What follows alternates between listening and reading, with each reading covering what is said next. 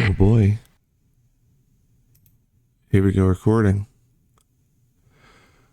You know, what's funny to me is whenever I go to stream, it's nothing. It's casual. It's easy. I got no problem.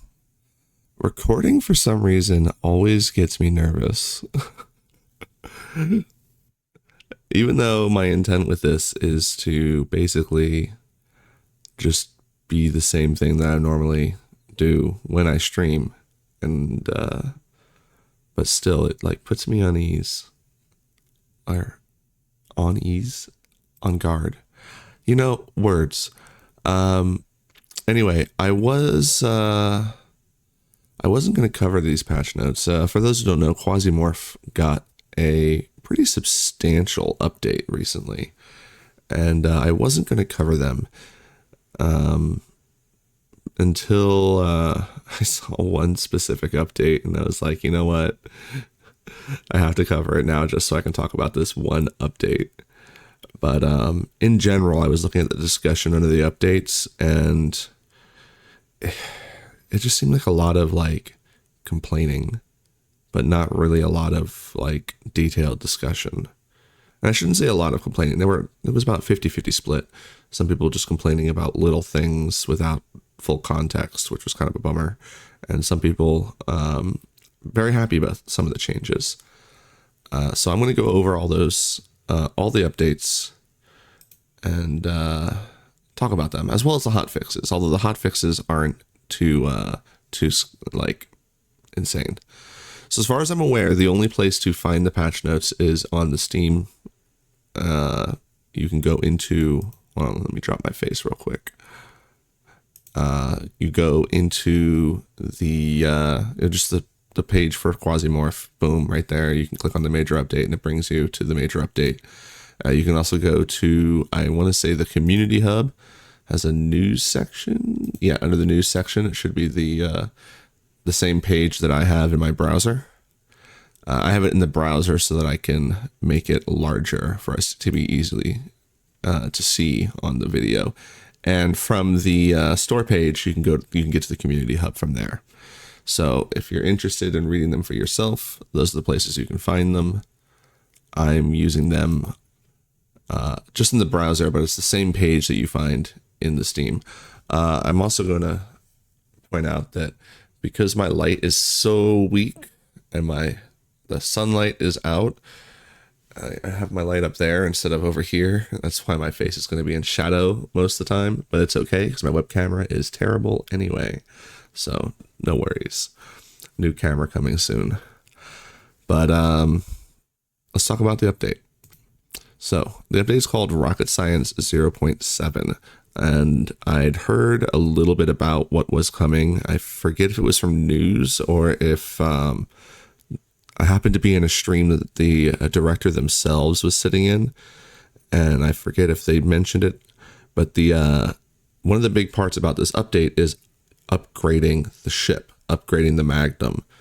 And to me, that was very exciting because it's like, if I don't necessarily want to engage in the story, at least there's some kind of progress I can make besides just collecting new items to craft and collecting new operatives and classes. It's like, no, now there's a tangible thing that you can upgrade. And some of the upgrades are like, these are all game changing. This is a brand new game with all of these updates.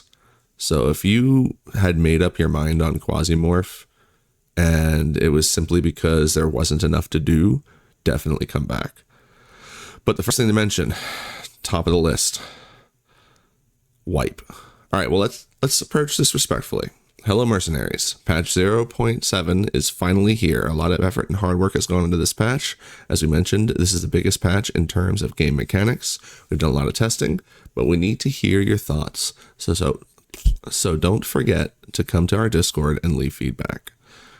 I didn't even realize I had a Discord. I guess that's foolish of me for not looking for it. I should probably be on that Discord. So, top of the list, wipe. We apologize for the progress wipe.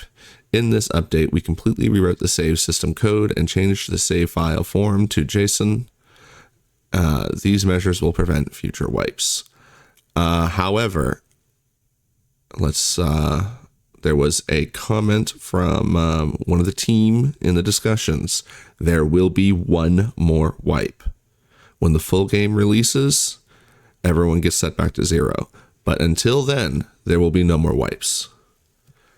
I'm happy to see that, but I personally, I don't really care. If the game is fun, I'll just start over.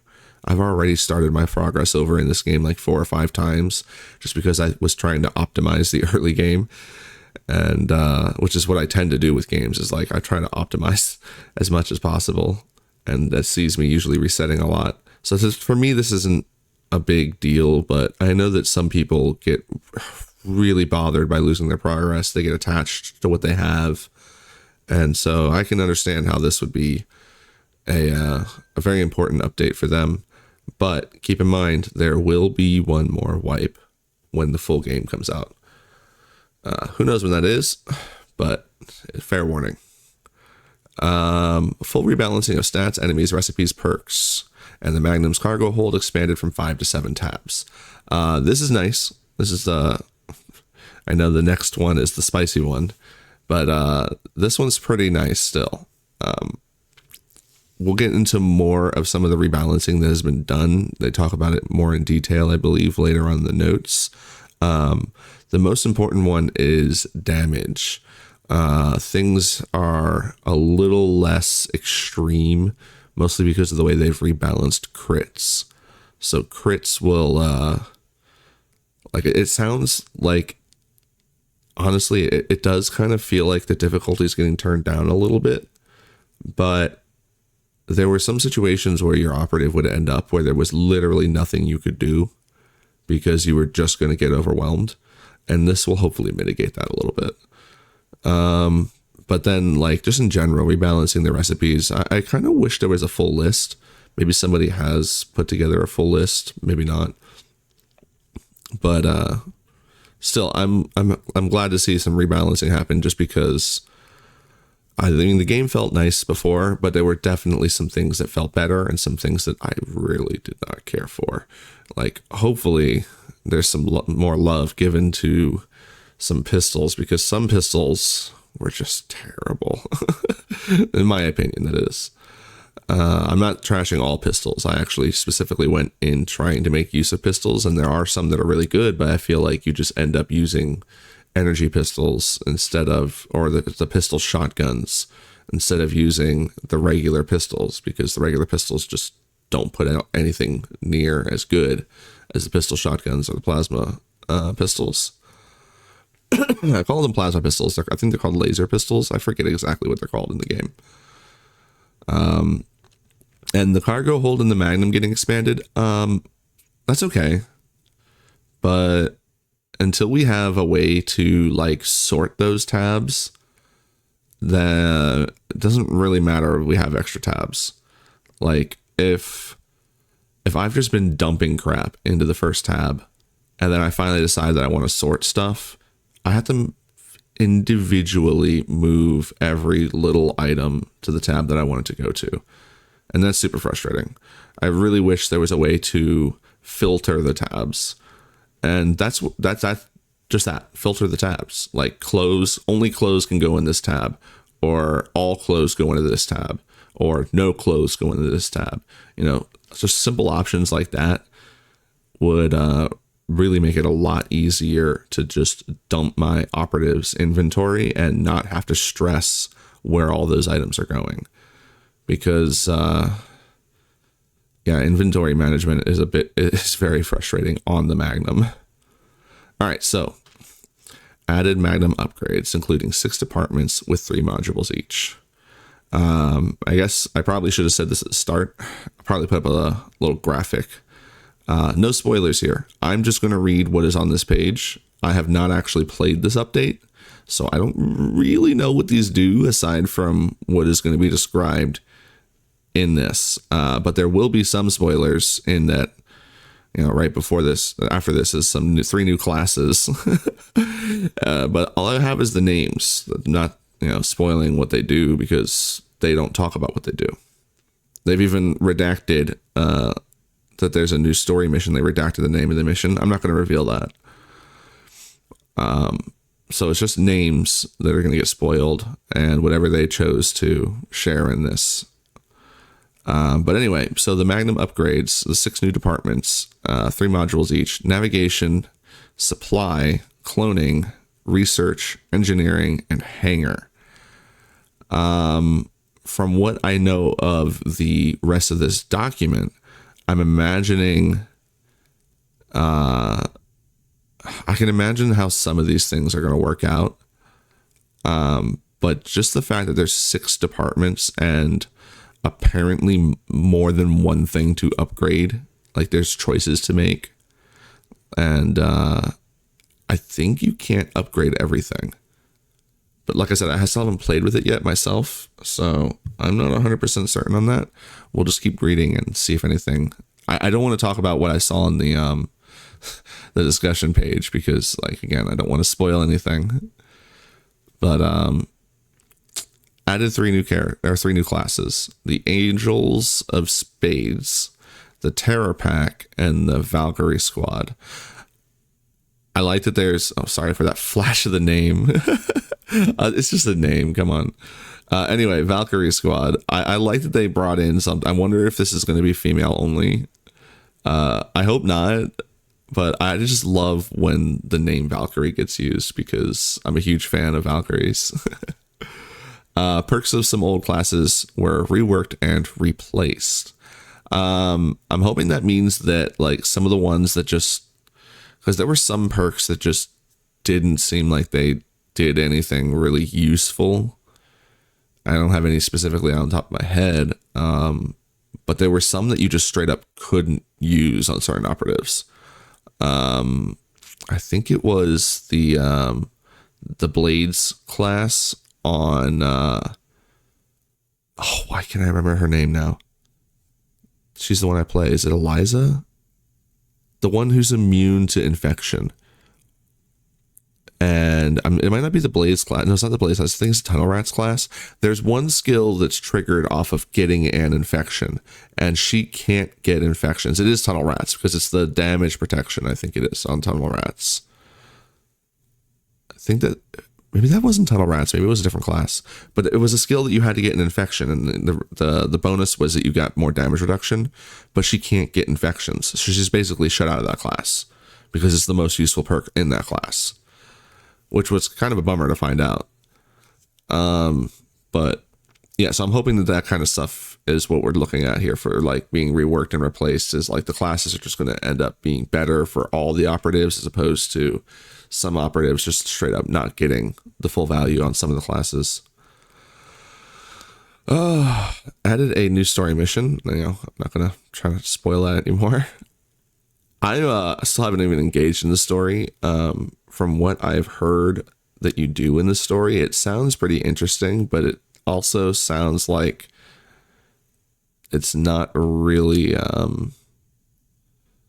like, I'm more interested in just getting used to the combat right now. Like, this is what I do when I get into games. I did this with Star Sector. I didn't really engage the story until I was very comfortable with how I played the game. So for me, it's like, I know there's a story out there to do, but I'm still just getting used to the game and enjoying the game.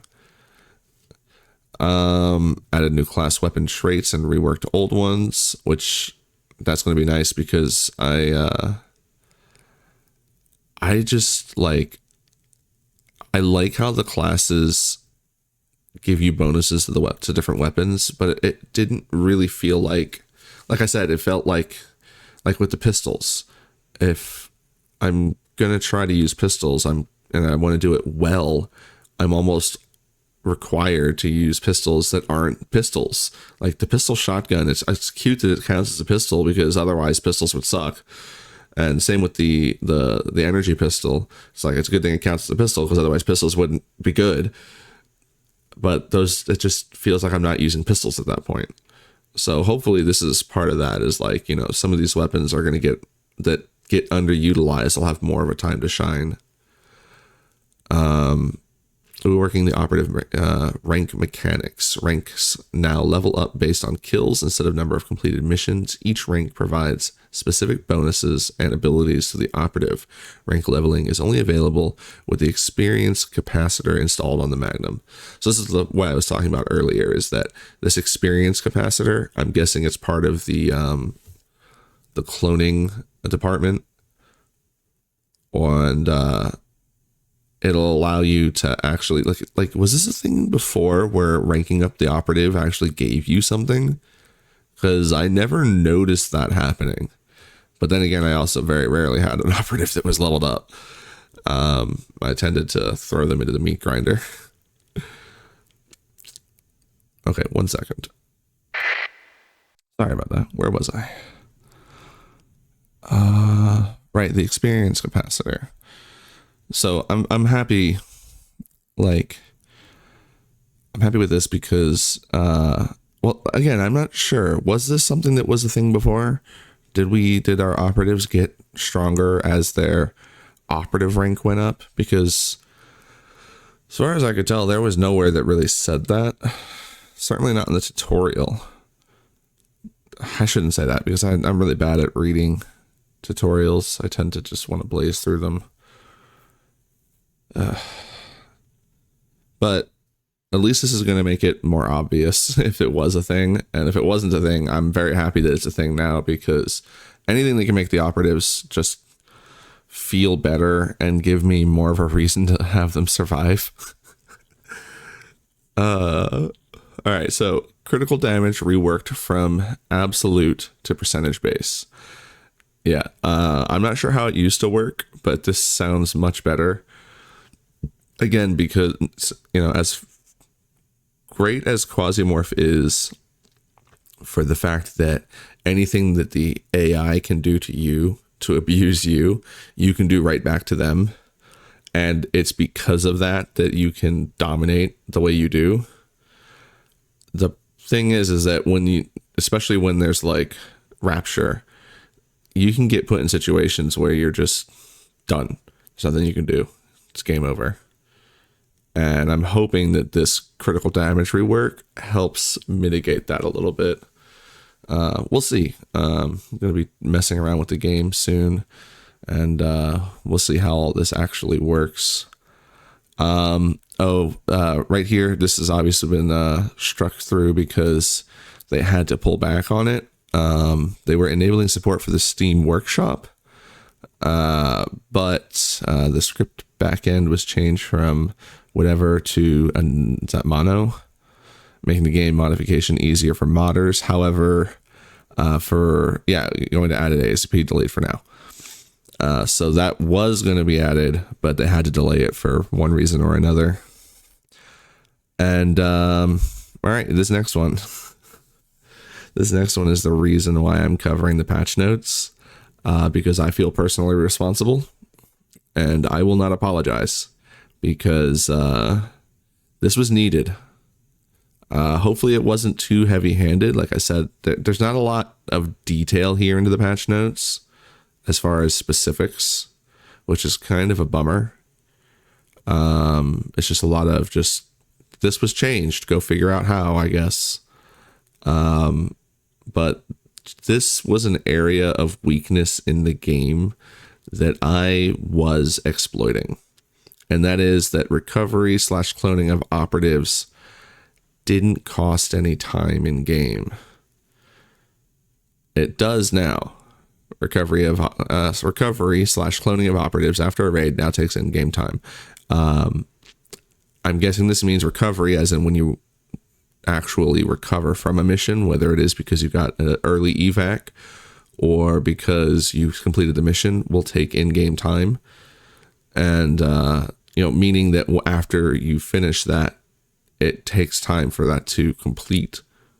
I don't know if you're going to be like, I'm guessing you'll be able to still do stuff while that's happening, except you might not be able to travel while recovering an operative. I'm not exactly sure how that's going to play out.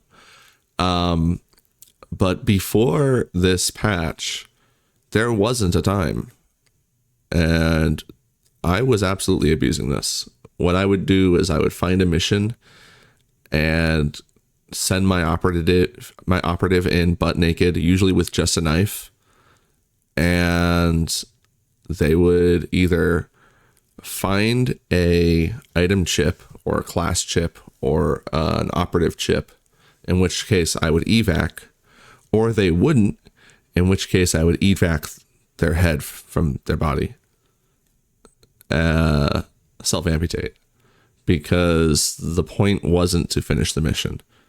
The point was to farm the mission. The point was to get as many item chips, merc chips, class chips as I could. And if I didn't get one, I got an emergency kit. And that emergency kit could be broken down. And if you break down the emergency kit, you'll get another one because you don't have the items from the emergency kit. I'm not sure exactly what items it's looking for to decide whether or not to give you an emergency kit, because I did sometimes not receive one if I didn't break everything down. But I get a knife back, so I don't even really lose a knife because I get another one. And I get some resources, including a lot of gunpowder. And that was if I failed. If I succeeded, I got to hoard whatever resources I wanted to bring back from the mission. Not succeeded the mission. If I found a chip, that was success for me. I wasn't interested in finishing the mission. I was literally going to do this as long as I wanted until I had enough stuff that I decided I wanted to move on.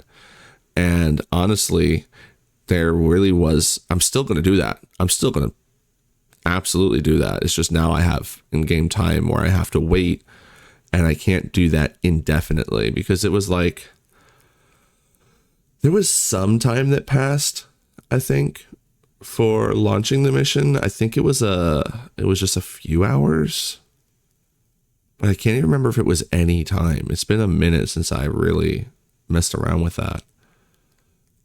But like, this was a point of essentially exploitation. I literally called it the insurance scam, and it needed to be addressed. Because honestly, the instantaneous cloning just doesn't feel right. Because if you can just instantaneously clone these people, like, the implications of some of the technology in video games doesn't really get fully explored sometimes in these video games. Like, if you can just clone someone in less than an hour, like, why wouldn't you just throw endless naked bodies at a mission? Like, you could literally just send a nonstop stream of operatives. There'd be no downside. Like, that would be an overwhelming force. So it makes sense to add some kind of times to that, to slow that down. So that one, I'm like I said, I'm not apologizing. I keep wanting to say sorry, but I'm not really sorry. This needed to be fixed. But I'm claiming that one for myself. That's the sideways patch right there. I'm sure other people were doing it, but I'm not aware of them, so come at me.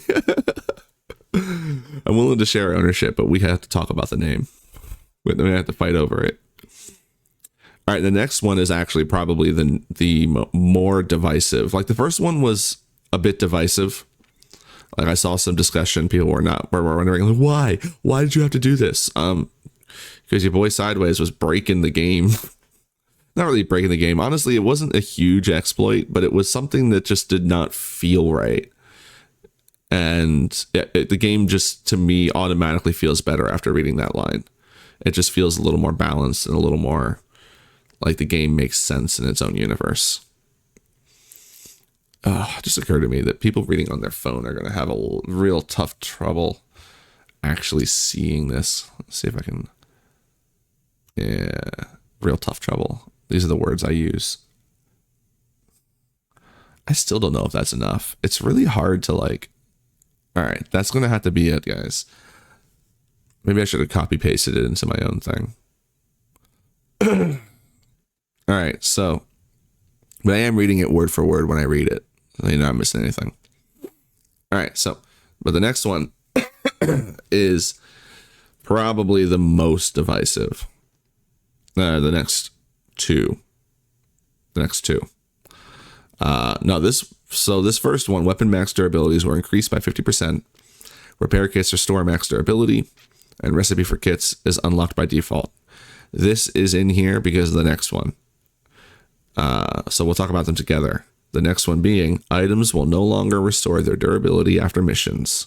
However, they can now be repaired in the Magnum's cargo hold.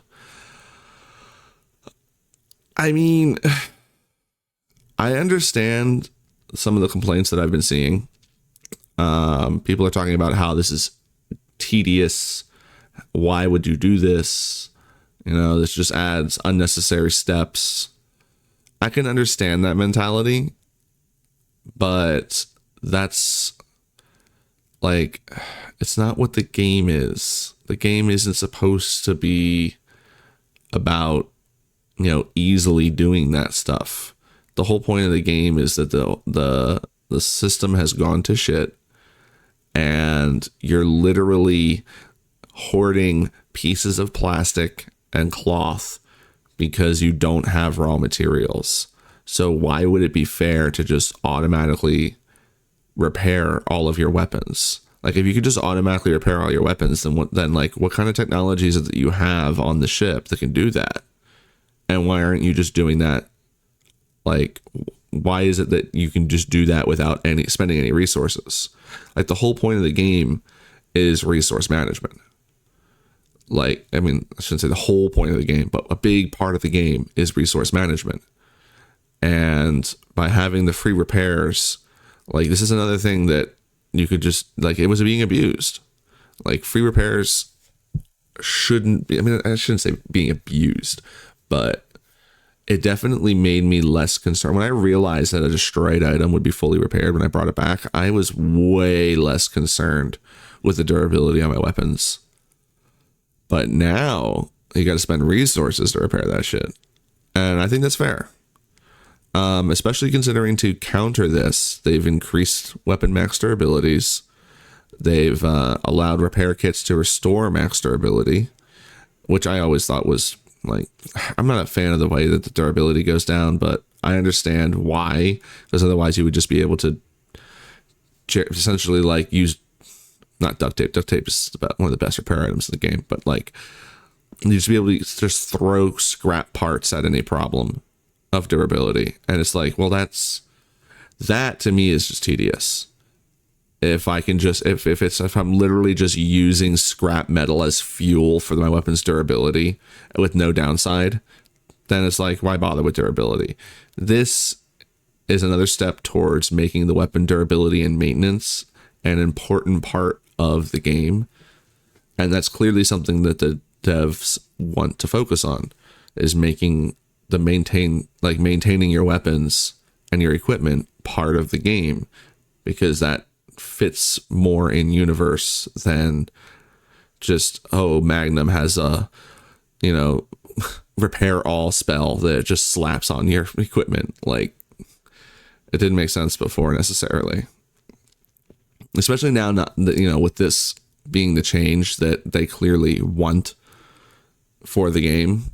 The other version where everything just repaired doesn't really make sense. It's like, why am I, you know, hoarding cloth and plastic, but I can repair instantaneously all of these advanced weapons? So I know it's a divisive change because a lot of people were complaining about it, but to me, it's no big deal. Like, the recipes for the repair kits are unlocked, and I'm not even sure if that's the only way you can repair. There might be something added in one of these departments. Like, there's an engineering department. Maybe there's something in there that you can do to actually get some repairing done without having to use items at all. I don't know. I haven't played yet. But really, this also goes back to, like, the inventory management in the game. It's like, there's so many things to do on the Magnum now, and I'm not sure how I feel about that, but that is always, like, that is supposed to be part of the game, is the Magnum side versus the mission side. So I'm glad that they're adding more stuff to it. It's just what I'm worried about, again, having no experience with it, is that it'll be tedious, because the inventory management is absolutely tedious, and giving me extra storage space on the Magnum isn't going to change that. Like I need filters there, but this doesn't scare me. I'm not bothered. Oh, right. Yeah. Added new workbenches, the printer, industrial fabricator, medical fabricator. Very happy to see this, because the one workbench really kind of like the limited recipes on it and the complete lack of these things. Like I didn't realize how that these things were missing until I see this. But now that I've seen this, it's like, yeah, where was all the other, like clearly we've got more to work with than just a workbench on the Magnum, because the workbench is very limited. And honestly, the workbench is very limited. I hope that got some updates too, to have better recipes. Like, why can I fabricate an entire like insect armor through pieces of spider, but I can't put together like a pistol or a combat knife? Like I can take my time to stitch together a lovely backpack, but I can't like create a shiv made of anything but glass. Like I can't make a regular shiv. So there's some things that really need to, like, in my opinion, there are some things that really need to change about the workbench, and hopefully that got addressed. But most importantly, very happy to see this. Like, I'm wondering what it means by printer. Is it like just a printer? Like, are we getting documents? I mean, poops out documents that we can sell. That'd be nice, but I'm guessing it means like a 3D printer, because an industrial fabricator is very different than a 3D printer. Same with the medical fabricator.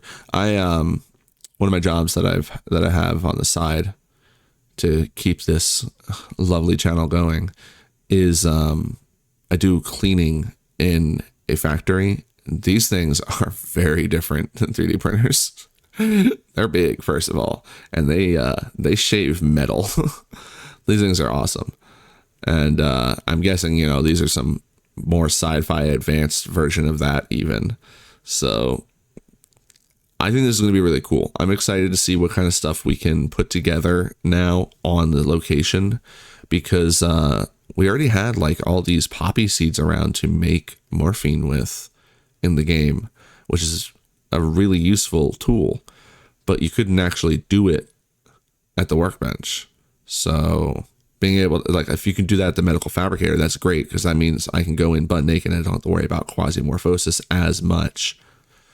And that's really appealing to me, because I really like going in minimalist and just making use of stuff that I find in the mission. So I'm excited to see what kind of stuff, and you know, I'm guessing this will probably allow us to make better armors or weapons in game. Maybe we could even make the servo backpack. That'd be really cool. Or even if we could just make like better vests. And I'm real interested to see what we can now do in mission to make use of some of our materials that we find. Okay, mines and levels of procedural missions will now spawn in an active state. This is going to be spicy. I had noticed mines laying around, but I hadn't noticed that they were supposed to be active. Oh, that's going to be scary. A little bit scary. Like, I've never really dealt with the mines, so I guess we are talking about land mines, by the way, not like mines. We're talking about weapons here. When I first saw the word mines just now, I was like, mines? Well, I don't remember anything about mines. Are we going mining? Are we getting our pickaxe and we're going to go minecrafting? No. Land mines. Boom. The boom mines. So we'll see how often that happens. I don't remember seeing too many show up in general. Like, even on 5-star missions, I think I might see one occasionally. So this shouldn't be too big of a change, but it is one that you definitely want to pay attention to, because you might, oh, let me go pick up this mine. That'll be fun.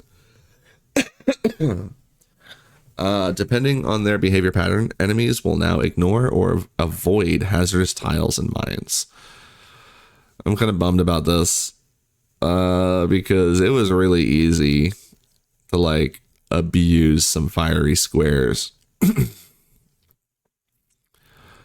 Upon transforming into a baron. All right, I don't want to skip this. So like, I'm always a big fan of when AIs get updates in general, because for me, like, nothing breaks immersion than when, especially ally AIs are terrible. It's just so frustrating. But the fact that like that can't just be one way. That can't be a double standard. So when the enemies get updated to behave less stupid, then that's a good thing. It is a good thing. Kinda. I mean, it is a little bit of a bummer because, like, I'm wondering, does this mean they will completely ignore those tiles as if they don't exist, or will they still go through them if they have to? Again, we don't have like a real detailed explanation here, but what it essentially means is that the AI is not just going to run through fire if they can avoid it. Like that's same with like the acid tiles, same with mines and stuff. They're going to try to avoid hazards, which makes sense. They should be. Otherwise, it's kind of silly. Upon transforming into a baron, their ranged weapon will be available, if any. No comment. The data miner item now destroys all jammers on the level instead of revealing the map.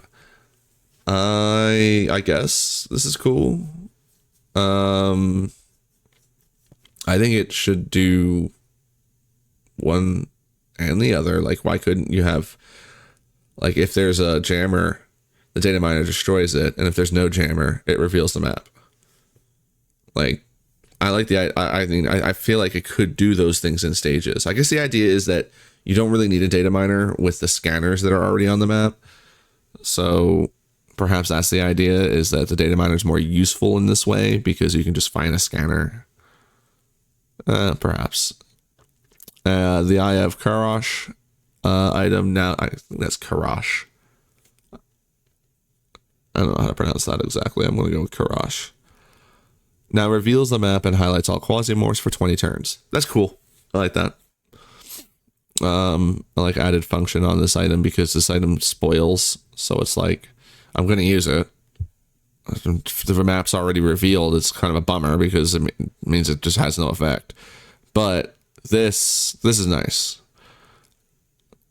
Although most of the times when I end up with this item, it's because I'm already in Rapture. So it's like, well, they're coming my way. I know where they're heading. I just don't know where they're at. Quasimorph detector item, new feature, highlights all Quasimorphs. Yeah, that's cool. I'm not actually surprised it didn't already do that, but you know, now we have it. Defibrillator item, new feature, resurrects human enemies as allies. This is weird to me. Like, have they been playing Trouble in Terrorist Town? Like, a defibrillator doesn't actually hypnotize people. Like, what's going on here? I don't understand what this is about. Like, is the idea here that, you know, the person is so grateful you brought them back that now they're your friend? I don't get this. I like the mechanic of it, just being able to get an ally, a random ally. But the thing is, though, is like, if I can't bring them back with me, like, I think it would kind of be cool if you could have like a party system, not bringing in more operatives, but bringing in like allies or robots or something. But the idea that, like, I'm just gonna, first of all, I'm gonna shoot someone in the face, and then I'm gonna come over, I'm gonna give them a quick zap. Like, what happens if the person's dismembered? Like, if their head's popped off, I'm guessing you probably can't defibrillate them, right? All right, so let's say I don't shoot them in the face. Let's say we just wound them in the face. And then I come over and I slap them with the zappers. all is forgiven. Not just that, but I'm going to betray the people who either brainwashed me or raised me or whatever dystopian upbringing they gave me or whatever contracts I've signed. Nope, I'm yours now. You killed me, so I'm your property now. I'm your friend now. This doesn't make sense to me. But as a mechanic, I do like the idea of getting allies. But I also kind of like the idea of it just being a one-man squad. I don't know. But we'll see how that, changes. This is not the final form of the game. So what I'm thinking is perhaps you need to, like, if you find a down target and you have an additional item of like some kind of like a brainwashing kit or something, and then you defibrillate them, they become your ally. Something like that. I don't know. I just feel like the defibrillator by itself, this feels kind of silly. But I still like the gameplay mechanic of having allies. I just don't want it to be other operatives because I feel like that would just be too much. It's a hard balance to hit. But then again, there's like, why aren't we sending multiple operatives? Is there a reason? Aside from, like, because like that shuttle's pretty freaking big. All right. Evacuation from a mission is allowed upon obtaining a Quasimorph pack without absorbing the pack. This is just like the Quasimorph pack has become a valuable enough item. I think you can trade these too. So that's actually kind of nice. This way you can, like, it's just another thing that you could potentially farm a mission for. But, yeah, I like this idea because, I mean, like, these are supposed to be like really valuable items. So it's kind of like the same theme of the chips. I feel like, though, we're hitting a area where instead of finding specific items, maybe there should just be something like, if you get a certain amount of value, you can just head back to the ship or something. But did they actually talk about that in this? No, I don't think they do. Yeah. You know what? I am going to talk about things that aren't on this list because I feel like these patch notes are not as complete as they could be. Like, on the one hand, I understand, like, wanting to leave stuff for the players to discover, but on the other hand, like, it makes it really difficult to cover these patch notes like this because I can't be as thorough as I'd want to. Because normally, like, when I did the Star Sector patch notes, like, Star Sector will tell you straight up exactly what, the unit changes to everything they've changed. Like, there's a lot of detail and stuff like that. But with this, it's like, because what I'm trying to talk around is there's now a way for you to send items back to the Magnum without extracting. So, like, honestly, if you can do that, the vacuuming from the mission isn't, I don't know. Like, that's the thing, is there's a lot of extra stuff that's in this patch that's not in these patch notes. So it's kind of hard to talk about the individual lines in a complete context because a lot of that context isn't in these patch notes. So, like, I don't like thinking about this. Like, what's the whole point of evacuation now if I can literally just send items up anyway? Like, because the clone isn't, like, gameplay wise, the clone is important because we want to level the clone, but game world wise, the clone is not important. We can make more clones. So, like, there's so many, the evacuation kind of, like, it made sense, I guess, when it made sense because I, wasn't really thinking about it, that, we found a really valuable item, you better get back up here. It's like, no, just, throw that USB drive on the freaking shuttle and you go do your job, and if you die, big whiff, but the shuttle's coming back with that chip. Like, I don't know. Anyway, like I said, I'm not sure exactly everything that's been changed and updated with the new stuff. But that's one part of the game that I feel like, I don't know. I just don't know. It just seems like it's at odds with itself in the game world. But, again, this is a design decision where you want to reward the player for extracting their operative, I guess. And so it makes sense that you would give them opportunities to extract. But anyway, moving on. To create a pile of remains, 6 corpses are now needed instead of 7 in one cell. That works. I wonder if they piled 7 versus 6 interns on top of each other to see which one could be used for cover. I wonder how they came to this decision, because 6 bodies does seem like it'd be enough. Even if they fell haphazardly. I guess it depends on how wide a tile is. Are these meter tiles or 5-foot tiles? Huh. I don't know. But just numerology wise, I like 6 over 7. It just works. Plus I feel like it's more likely to happen, and I only saw this happen once in my game. So I was like, I heard about it before I actually experienced it. Added new room presets, reworked many old ones. Happy to hear that. I wonder if they fixed the teleport grab, because you could access a vending machine from a specific tile that was a tile, that had a tile gap in between. I wonder if they fixed that.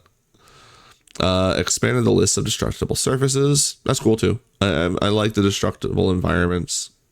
I mean, obviously the list is expanded because there's new surfaces, but I wonder which of the old stuff, maybe shelves and stuff. I think shelves couldn't be destroyed before, could they?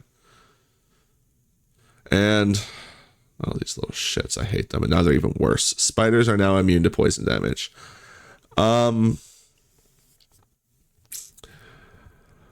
Believe it or not, there's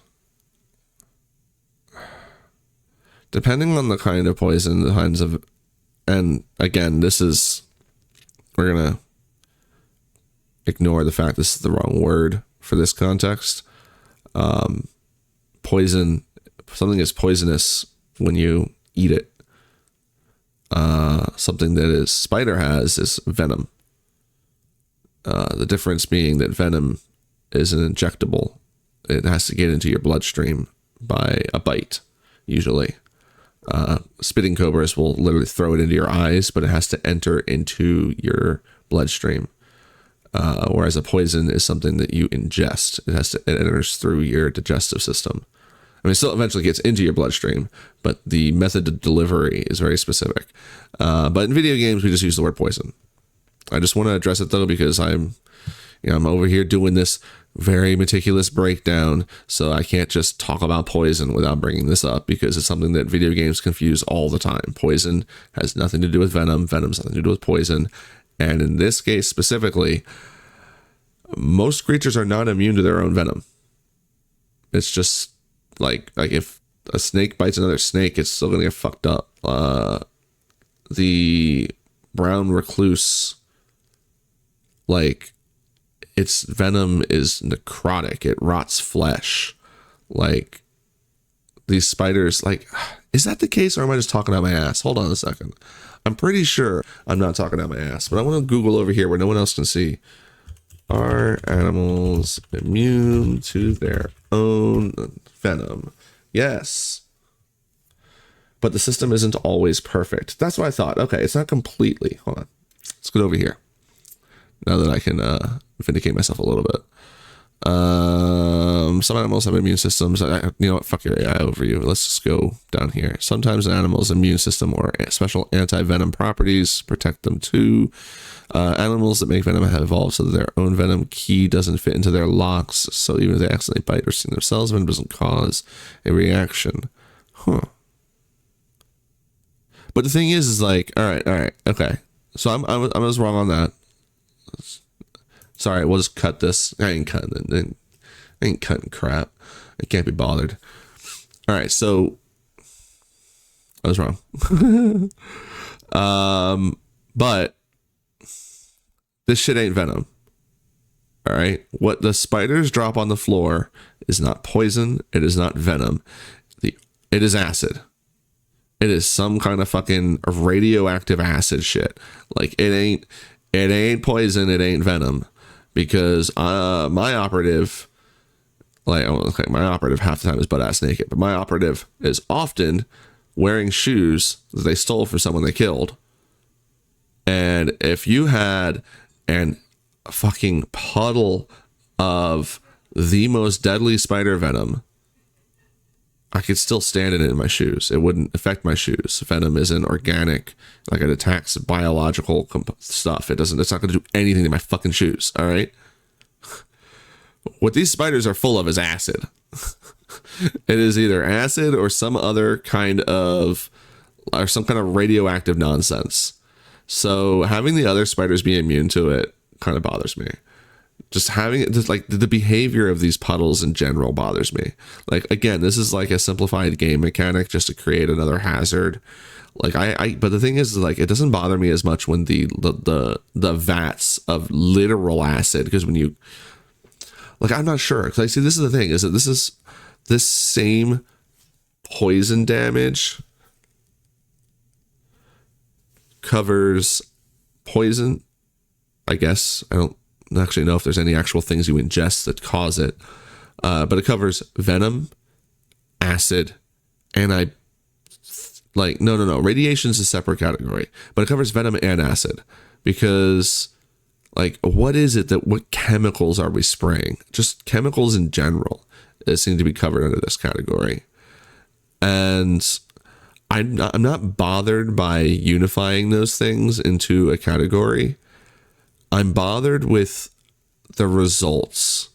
Like, if acid and poison are in the same category, then it makes sense. Like, because it makes sense if I stand in acid that my shoes wouldn't help me. Right? That makes sense. But standing in a puddle of poison, especially poison, which needs to be ingested, let's remember. But standing in a puddle of venom, again, doesn't do shit. It don't do shit. Like the only exception here would be if you were barefoot, and I can't honestly think of any venom that you could stand in a puddle in that would still affect you. Oh, you know what? The poison dart frog has a contact venom. All right, I think with the dart frog, it's poisonous, because that's a tough one, because it's not you don't inject it. The poison dart frog doesn't inject its toxin. It's a contact thing. So does it still count as a venom? I feel like I need to Google again. But what I'm getting at is there's not a lot of toxins that are deadly by contact like that. Like, even the spitting cobra has to spit into the eyes to be effective. So, but it makes sense if it's acid, right? But because these two things are bound together, like, I don't know. It's just one of these things where I kind of wish there were two different categories, but I get how that starts bloating the game mechanics. Like, I understand wanting to bundle them all together, but it feels like we get the worst of any option, as opposed to having, like, if you have the biohazard boots on, why can't we just step over those fucking puddles? Like if I have thick boots on, why can't I step over those puddles? Because it's the most corrosive acid in the world, but it fell out of a spider. And if it fell out of a spider and it's corroding my feet through my boots, why are the other spiders immune? Why? Because even the aliens, an alien, weren't immune to their own acid once it was outside of their body. No, wait, no, they were. Actually, I can't remember. I swear there were situations where the aliens were affected by their own acid. It's just once it got out of them. I forget. You know what? I ain't no biologist. I ain't no fantasy xenobiologist either. I'm a game nerd, and I am breaking down these tooltips. I still don't like it. Strong enough to insta-melt through my boots without damaging them, mind you. Oh shit, I shouldn't have said that. Next update, the new sideways patches. Our boots get destroyed walking through acid. And this is one area where it's like anytime it comes up in the game, I get angry. The poison damage, it just bothers me. But let's move on, because I could ramble about that endlessly. UI, UX. No, UI is user interface. What's user interface? The perk/tooltip will now list the weapons to which the perk applies. Like a full list? Like every individual weapon? No, it seems like it's going to be a long list. I have to look at that and see what that looks like. Improve the post-mission stats window. That's cool. I'm curious what'll be on there. I am a huge fan of being able to look back, like, as a streamer, when I finish a mission. Like, I like being able to sit there for a second and talk about what happened and do a little recap. And this gives me stuff to point at and talk about. And I like that. Like, there's another game I play, Balatro. It's a poker roguelike, which is absolutely as wild as it sounds. There's like a tiny amount of information in the post-mission stats window. And you can't even look at your deck. You have to, like, the only way you can look at your deck is if you finish the run, there's an endless mode after that, which you can click on, and then you can look at your deck. But, like, if you lose, you can't look at your deck. And it's really frustrating because, like, I want to talk about stuff that I've done. I want to talk about the run. I want to talk about my choices. And so anything post-mission stats, any kind of stats in general that I can look at as a streamer, it's great because it allows me to have stuff to point at, to talk about, and to remind me about stuff I just did. Like, it's really nice to see this kind of stuff. Speaking of the UI and speaking of streamer stuff, could we have a corner for my camera? Like, there are so many indie games that have been coming out that, like, it's very clear they're aware of streamers and want, like, to work with streamers and get, because it's a mutual relationship. The streamer's playing your game, people are going to see your game. It's more content for your game, more people will talk about your game, and the streamers need games to play. It's a great relationship. What's driving me crazy is, where the hell do I put my face?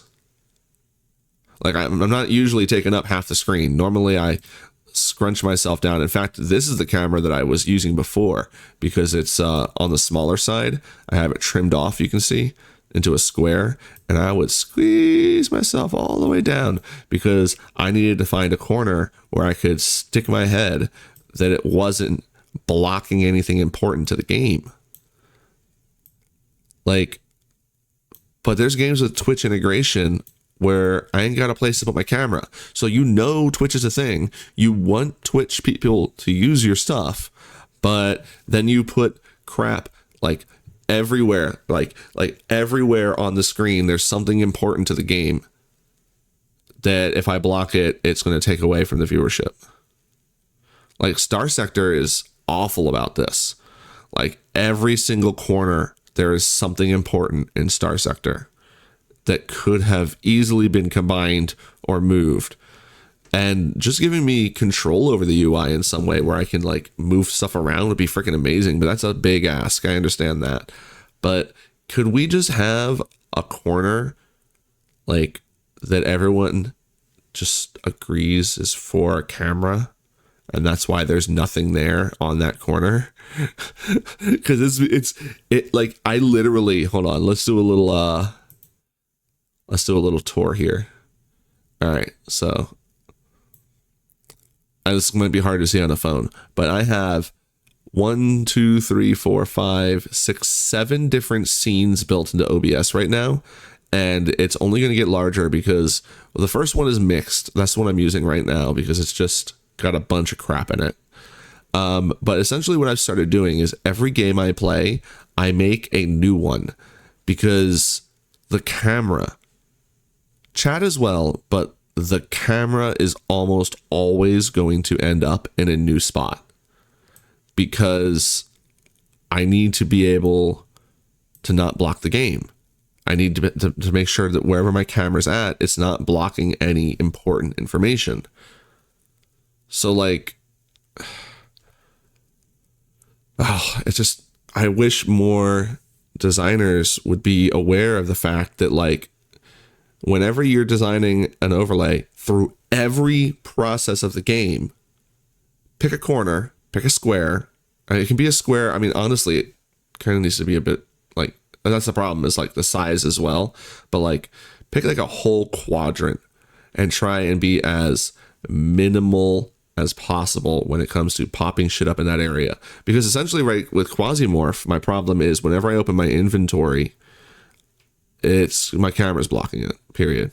Like you can't see the full inventory. So whenever I open up an inventory of an enemy, like the regular inventory doesn't get blocked, but the enemy does. I like how my camera cannot decide, like, brother man, you're filming darkness. Because sometimes it's like, oh, I'll adjust to the light. Well, I need to like just turn this off of automatic. I need a better camera is what it really comes down to. Well, let me see if I can configure this crap. Brightness. Give me, yeah, there we go. Let's hit that 85. Then you can actually see my face and see why I have a terrible camera. Look at the spots on this thing. Oh my God. I hates it. Oh, and the blurriness. Yeah. Look at that. That's terrible. That's even worse. Camera, go back. I hates it. Oh my God. You know what? Can you just, you can't even auto. All right. You know what? Hold on.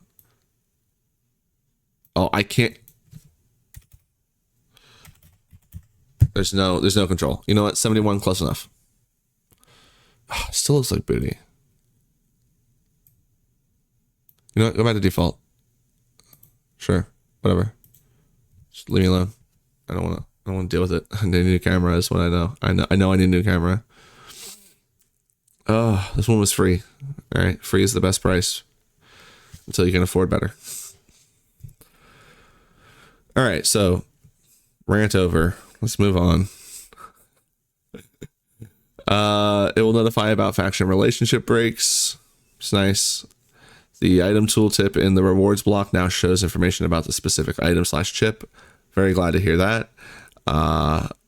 This is like when it says, oh, you got an item chip, and then you go to hover it, and it's like, this is an item chip. It's like, okay, but what item? Now it'll tell you. When leaving a peaceful station, there will be a notification about items left on the floor. I didn't know this was a thing, but cool. I mean, like, who's just throwing things on the ground? But oh, that's cool. I mean, that's it's nice. Invert the trade buttons on the quick trade screen. Okay, I guess I'll go see. I might not even notice that. We'll have to go play and see. All right, fixes. Some hot fixes here. Actually, the hot fixes come next. These are just fixes in the patch. Enemy stats display did not account for Quasimorphosis phase for affected enemies. I was confused about this when I first read it. This is like, depending on the phase of Quasimorphosis, the enemies get buffed. So now when you see the enemy stats, they'll show those buffs, which that's nice. Fix various bugs related to weapon durability and Francis Reed Daly's talents. I think he was the guy that increased durability. I'm not sure what kind of bugs were coming up, but just thinking about it, yeah, probably were some. Enemies sometimes did not spawn on the floor. I've only seen this happen once or twice myself, so it was definitely not a frequent thing, but maybe it happened more often to other people. But I'm glad they fixed it. I thought it was a feature and not a bug. I was like, oh, it's just an empty floor. These things happen. Frequent generation of 2 elevator rooms next to each other, fixed. I didn't think this was a problem. Honestly, I think it's weird that you, like, I understand gameplay wise why we have to go find the elevators, because, you know, who would make an elevator go to all the floors? Like, that seems insane. No, you got to have one elevator on one side of the building that gets you up to the second floor. Then you got to go to the other side of the building, down past the offices, you know, through security to get to the next elevator to go to the third floor. But then if you want to go to the fourth floor, you got to head back past the lunchroom, over through the employee break room. Don't forget to fight the monster spiders. And then you'll get to the elevator that goes to the fourth floor. And don't ask about the basement. Yeah, that makes sense. But again, this is one of those things where it's like gameplay design versus, you know, anything else. But and also there is an in-universe explanation for this, because these random bases aren't offices that are expecting visitors. They are essentially fortresses. And so it makes sense that you wouldn't have like one elevator that would just take you to all the different floors. You know, you would want the elevators to not give you full access to the entire building, because then if the enemy took control of the elevator, then it would have full access to the entire building. No, so I get it, and this is something that I would see happen quite a bit. So I understand fixing it. Forming between floors in barren form would not persist. Whatever that means. Sounds crazy. Multiple object passability. By the way, I know what that means. I'm trying to be vague about things. It's like, we redacted the story mission title, but we're going to openly talk about barren forms. Anyway. Multiple object passability fixes in room presets. Oh, okay. So this is like not being able to move through things that you should be able to move through, I'm guessing. Or move around things, like corner cutting. You know, when you move diagonally across a corner, where it's like you're basically just phasing through that wall. Yeah, corner cutting. Fix enemies and items did not spawn on lower level tiles. Like when there's different, like when you go downstairs in a level, like those areas where it's like a platform and another platform. I'm guessing that's what this is.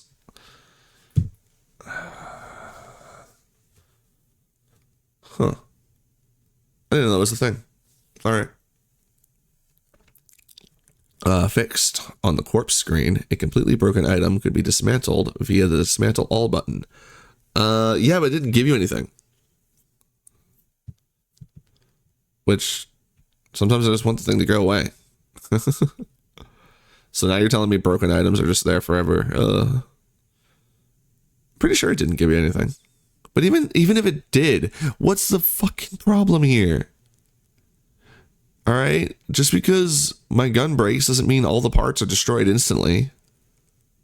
Like, I always had a problem with that in the first place. It's like, why can't I break down the item that's, like, it's because it's not usable doesn't mean I can't scrap it.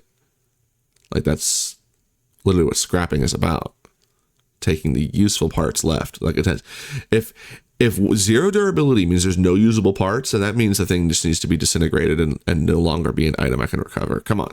If I can use a repair kit to recover it, that means there's workable parts left. Let me scrap the damn thing. Anyway, that's a design decision I don't agree with at all. I'm opposed to the idea that I can't dismantle broken items and get useful stuff from them. Because if I can repair the item, then that means I can dismantle it. If I can repair the item, that means that the item itself has viable working parts left and it just needs repairs. And if that is the case, then that means those viable working parts could be scrapped. Anyway. Fixed. Sometimes the stats window did not show up after a mission. I didn't know that was a thing, but all right. Fixed. Skeletron's spear disappeared from the backpack after the ruins of. We're not hiding this story mission. Well, just spoilers. Spoilers. I can't hide it, people. I'm sorry. Anyway, this has been a known issue that has come up where, and so I'm really glad to see this has been fixed, because as far as I know, if this happens, it's basically like you don't get to do the story. Like, hope you saved at a good spot. So it's really good they fixed this. They still haven't fixed his name though. It's still an awful name. Like, I kind of wish there was just a little bit of voice acting in the game so that we could hear the names actually pronounced, or like give us a goddamn codex with the pronunciations guides. All right, give us something. Come on, you're making up some freaking Aztec names, and now we gotta figure out a language people ain't even freaking know. Anyway, maybe there's someone we can call up in Mexico to help us with pronunciations on these names. Fixed abuse of free turning in stealth mode. What does this even mean? Free turning in stealth mode. Free turning. Are you telling me turning's not free?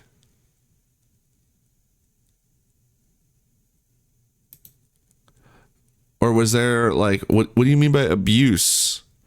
See, this is the thing, is like, they fixed it, but I didn't even know what it is. But to me, the first time I read this, it made it sound to me like I was going to have to start spending action points to turn. And I don't think that's what the case is. I'm willing to guess this has something to do with some kind of a glitch or exploit that they didn't want to go into here for whatever reason. Because if it's fixed, why not go into it? Explain it more. More details, please. Like, what it... Because this honestly sounds like turning period is supposed to cost action points, which I cannot imagine that is the case. Fixed heartbeat sound playing after loading the game. I can't remember if I'd had this happen to me before or not, but anyway. Nice fix. Fix the skull sprite remaining on the floor after picking it up from a pile of items. I don't think I've seen that happen, but okay, cool. And fixed with the pain immunity perk, it was possible to equip a weapon in an amputated slot via control click. No arm, no problem. Just slap that chainsaw on my stump, and it's time. It's groovy time. I haven't seen Evil Dead in so long. I'm sorry. I flubbed that so hard. What is his catchphrase? It's boomstick time something, right? It's groovy. Good luck on your raids, mercenaries. All the best, the Magnum Scriptum team. So overall, sounds like just this one line is the biggest change. And I can understand not really going too deep into detail on that. And for all I know, there's probably some news articles that were coming out that were talking a little more in detail about this. But for me, patch notes in general, like I'm flashing this super secret, top secret name. Sorry. I feel like this is one of those things where developers, designers, they're working with it every day. So it's like, they know what they mean when they say something like this. They say something randomly, like, you know, the camera thing, fix the abuse of free turning and stealth. They know what they mean, and they're assuming that anyone who's going to be going to read patch notes knows what they mean too. But like, I have no idea what this means at all. So up to my interpretation, my first interpretation was that turning was now going to cost action points. And that's scary to me. And just in general, it's like I would like some more specifics. But that's again, that's like, you know, how deep do you want to go? Clearly they don't want to go too deep. But like fully rebalancing of stats, enemies, recipes, and perks. Like this whole thing here could have been an entire document worth of stuff to read. And I would have read it. I would have talked about it. I would have gone over line after line. But do they need to do that? I don't know. Added 3 new classes. I kind of would like to talk about these 3 classes without having to play the game and unlock them or going to the wiki to find them. Like, and then is the wiki updated? You know, did they put out all the information on these classes? Because I do kind of want to cover them for people who don't care about waiting to find them themselves. So, like, it's a fine line to go through. But to me, it's weird because, like, the stuff that's hidden, that's not, or not hidden, but the stuff that's not talked about here, but then the stuff they choose to openly talk about here. You know, it's like, I thought this stuff was like top secret redacted spoilers. But it's just in the patch notes. I mean, I get it because, you know, you got to talk about covering it, but it's like that to me is a much bigger spoiler than just the name of a mission. But maybe the name of the mission is a big spoiler. I don't know. I haven't done the story mission. Should we talk about it? I'm not going to. They chose to redact it. I'm going to leave it redacted, except for those 2 times I flashed it. But I mean, you know. Okay, that's going to be it for my lovely patch note video. We are still at 0.7, so we are not near the full release. Overall, I think this is fantastic. You know, I know I roasted a lot of individual lines and the patch notes themselves, but the reality is that this is still so much better than like when Nintendo drops patch notes for, you know, drops a patch for Smash Brothers, and basically the entire community just gets to figure out what changed.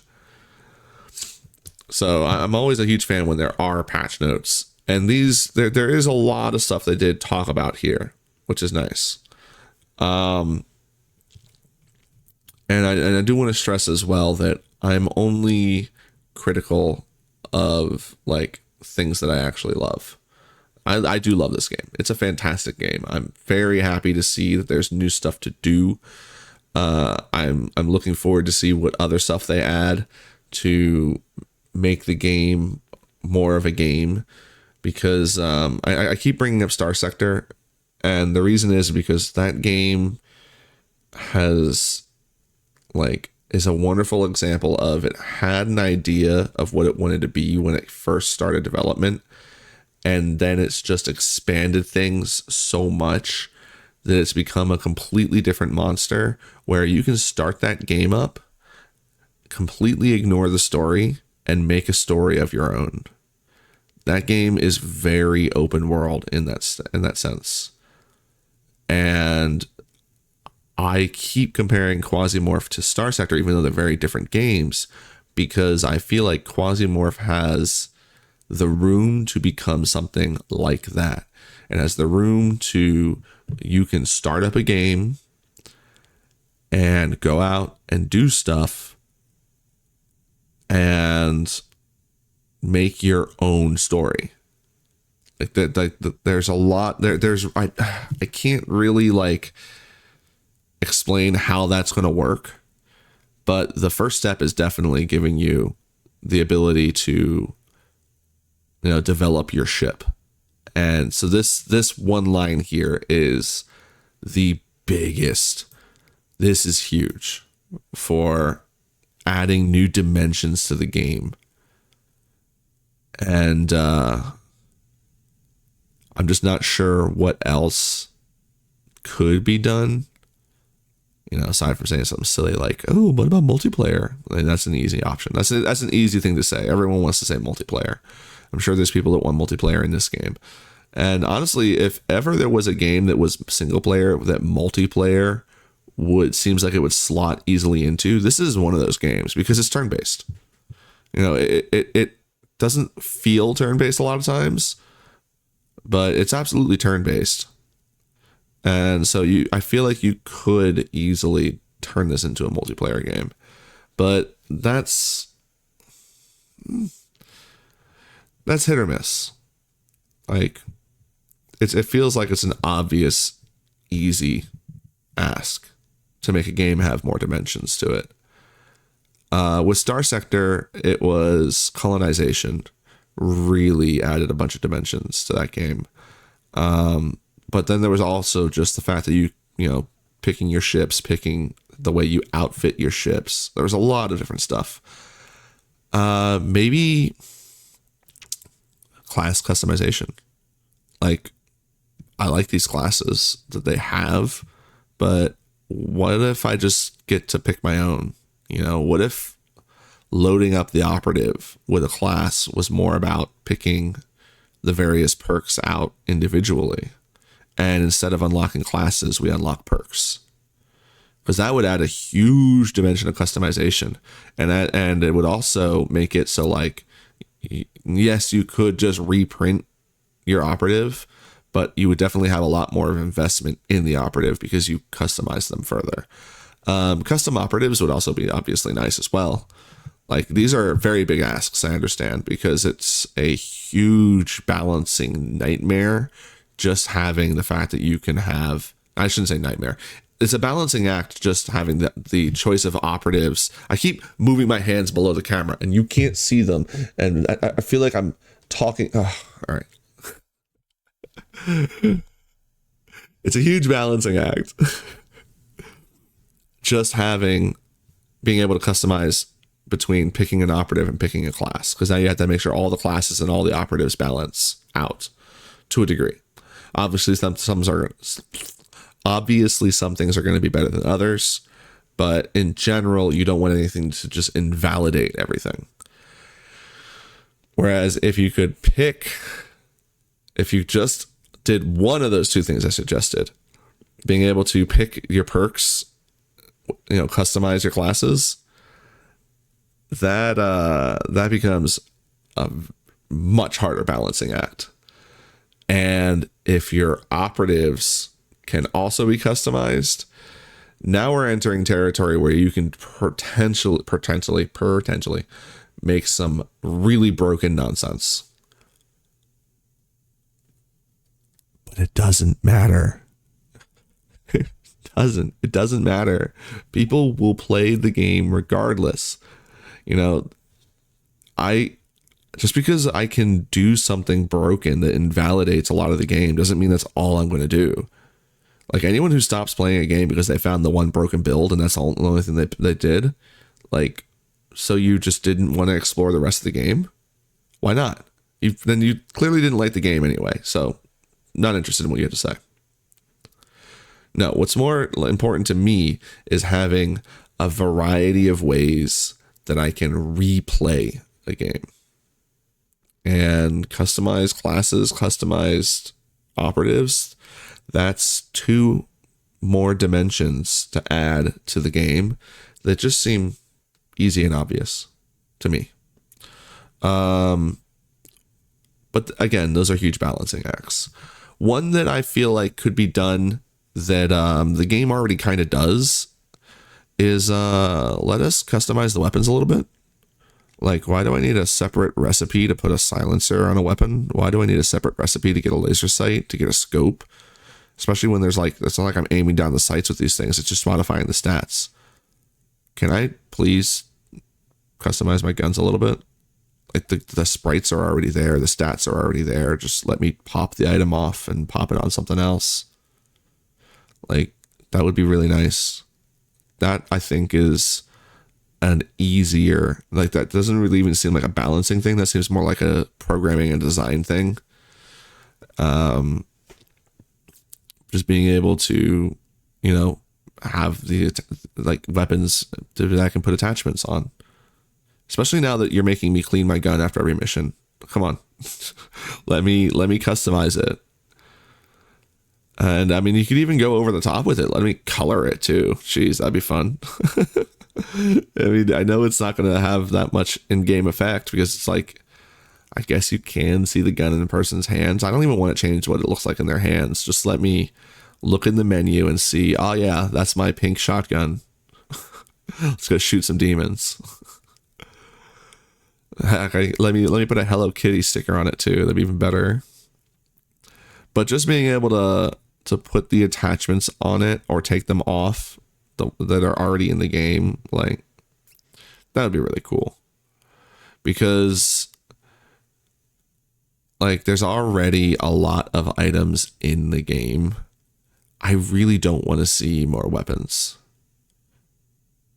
I know that sounds weird, but like if eventually if we keep adding weapons, then that means we're going to keep adding damage categories, and that's just going to bloat things even further. I would much rather see the weapons we already have get some added depth to them. And in my opinion, the best way to do that would be customizations. I'm not sure how it would really affect the melee weapons, but seeing that on the guns would be really nice. Really, really nice. I think so, at least. Trying to think if there's any other aspects of the game. I mean, the trade. I feel like like the trade being random is weird to me. I would like there to be some way that I can actually like, considering how long it takes to travel between planets, and I'm guessing something in the ship upgrades is going to make that a little bit better. But even then, considering how long it takes to travel between planets, like if I just want to trade to get value, like I guess that's, again, this is like another whole aspect of balancing, because trade is not easy to balance at all. But just the random trade just feels weird. I'd much rather, I like the barter system. I like that there's not an overall currency.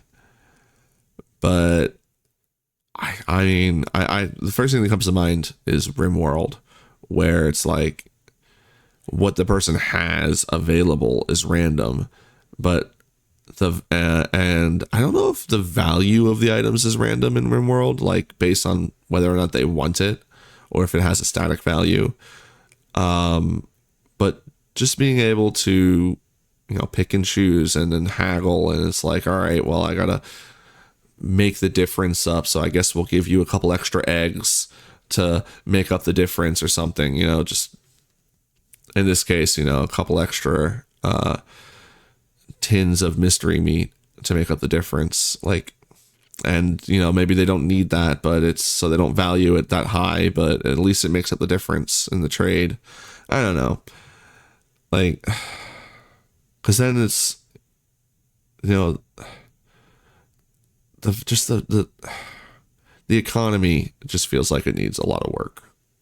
And but I don't know, it's obviously not the biggest focus of the game, but that's definitely another area where if the economy was more developed and had more going on for the player to actually interact with, then again, it's another whole dimension to the game that adds a lot of replayability.